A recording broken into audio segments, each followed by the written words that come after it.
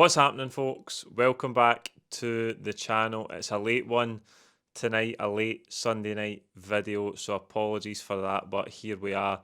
And tonight we're going to do something a wee bit different. Last Sunday we did a Q&A, a live Q&A, which I really enjoyed, and we are going to do more of that on the channel moving forward, but circumstances just haven't allowed me to plan it and prepare everything properly for something like that today. So we're going to do something a bit different, and we're going to jump into the comments section from the game, from the full-time reaction after yesterday's 2-1 win against Kilmarnock, where Celtic secured passage to the fifth round of the Scottish Cup.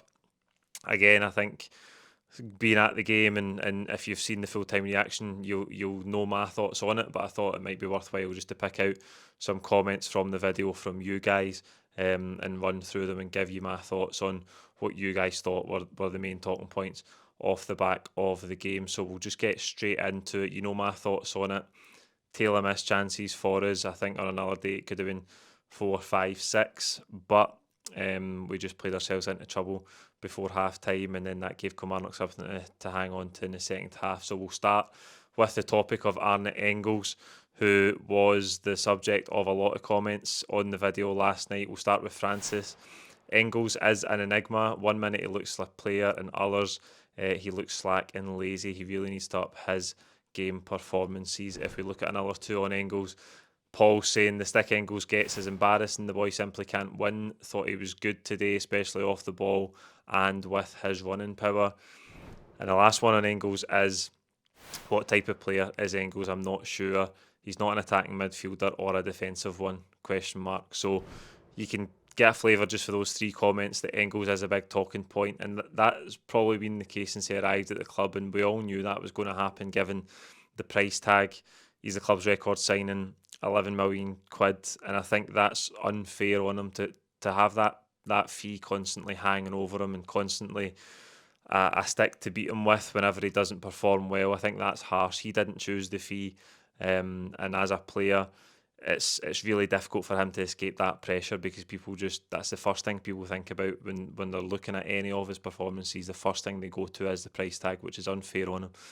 The thing I think about Engels just now and so far this season is that I think you can see clearly what his qualities are. The things he's brought most to this Celtic team are his set piece delivery, his corner delivery. I think at times from open play, his crosses are good as well. You look at that one yesterday for Hatate, where Carter Vickers slides him in down the right hand side, and he's in the right wing position. He puts in a lovely early ball, and Hatate should finish it for 2-0. So I think his ability to strike the ball, across it, from whether it's a moving ball or it's a set piece, is brilliant. That's clearly the strongest part of his game, in my opinion. I think he's struggled. You can tell that he's a good runner as well, was one of the comments he's picked up on. Really powerful runner, good engine. But the thing yesterday that disappointed me about his performance, and I thought he was decent all round, but I just thought he got caught a couple of times in the ball when there's a Kilmarnock player at his back and he was under pressure, and Johnston or Carter Vickers or Kuhn sometimes was laying it into him. And I think his awareness and how he receives the ball with a man at his back is an area of his game that he does have to improve on. Now, he's not the finished article. He's not going to be the finished article. He is only 21 years of age. He's got a lot of development to do. But I think to be a top midfield player, you need to be comfortable receiving the ball in those situations when you're under pressure, receiving it on the back foot, receiving it on a half turn, under pressure for someone behind you. You've got to be able to protect it, turn on it, eliminate them from pressing you. And I think that's something that he could do better. And the other element of his game from open play that I think he has to improve is when he gets in those key areas and gets shooting opportunities in the final third, he looks a wee bit hesitant. He almost looks like he would rather pass the ball every time, than take a chance at shooting when he gets into those dangerous areas in and around the 18-yard box. So there's clearly areas of Engels' game that he has to improve. I think going back the last 4 or 5 weeks, on the whole, he's been good. He's been much better than we saw shortly after he came in. He had those two good performances, and then there was a slight dip. And as I say, he's constantly under scrutiny because he's the record signing. But I think in the last 5 or 6 weeks, he has started to look better. But there is areas of his game that are rough around the edges, and I think people, because of the price tag, they expect the finished article. And this is his first season at the club. And often we see it when players arrive at Celtic, the first season doesn't always work out perfectly. They don't always hit the ground running. They don't always blow us away. But we have seen numerous players who have excelled in their second season and maybe even in their third. And I hope that's the case with Arne Engels. I think he's clearly got talent. He's clearly a brilliant technical player in terms of the way he can strike a ball, the way he can deliver a ball. But I think there's lots of areas of his game that he has to improve on, and that's not news to anybody, I suppose. I just think there is a constant over-analysis of his performances because he's the record signing and there's a lot expected of him. He's also technically replacing Matt O'Reilly, who was a huge player for us and was a huge goal threat when he got into the 18-yard box and he got in these key areas. He had a goal in his game and he scored lots of goals for us last season. So, but I suppose if you go back to when Matt O'Reilly first arrived, he wasn't that prolific. He wasn't as prolific as he ended up. So that's again something to maybe look for with Engels in terms of improving. But I just think the key thing for me is not the goals. It's not that final third decision making in terms of when he's getting shooting opportunities. The big thing is his ability to receive the ball under pressure in midfield. That's the thing that when we step up levels to the Champions League is going to be under the most scrutiny, and that's the thing you have to be able to deal with as a midfield player. So moving on to another midfield player who's been under a lot of scrutiny recently, Hatate. So Mickey's saying Hatate was terrible. He should have been pulled much earlier. There's 5 replies to that comment, which tells you it was a bit a controversial one because a few people took exception to it and disagreed with it. Obviously, Hatate has come in for stick recently, and rightly so, because he's had a lot of poor performances. I thought yesterday was better. It is better than most of his recent performances. I thought he plays a nice ball over the top for Kyogo, who should score to make it 2-0.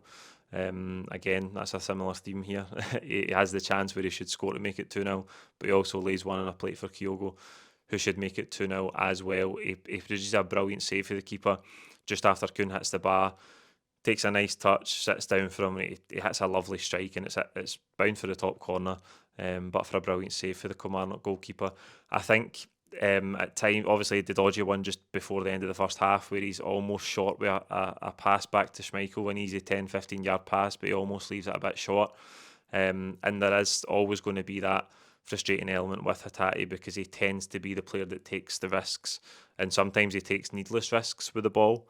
But I thought yesterday was actually one of his better performances recently.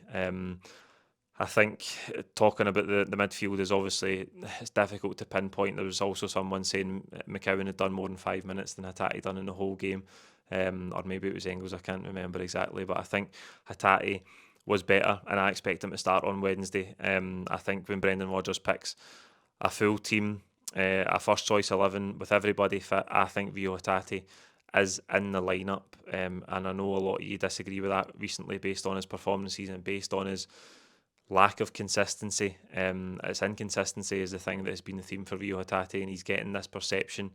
He's starting to carry a negative perception of that inconsistency, that unreliability that you can't have when you want to be a top player for Celtic. And if we know he's got aspirations to move on and go to a higher level, but he won't be able to do that unless he nails the consistency element of his game. So I thought yesterday he was better. I thought that was a positive. It was a positive uptick from his recent performances, and as I say, I do expect him to start the game on Wednesday against Young Boys, but we'll talk more about that tomorrow when we come to looking at Young Boys in the preview show, and then we'll have the starting 11 prediction as well. So I'm sure the midfield and Hatate and Engels and all the decisions the manager has to make in that area of the pitch, we'll have a fuller discussion on them then. The other key point for yesterday's game, Mr. Jinky, why was the Kilmarnock goal allowed to stand as the Kilmarnock player handled in the build-up? And I think a lot of people talking about that, David, I actually thought the handball was deliberate.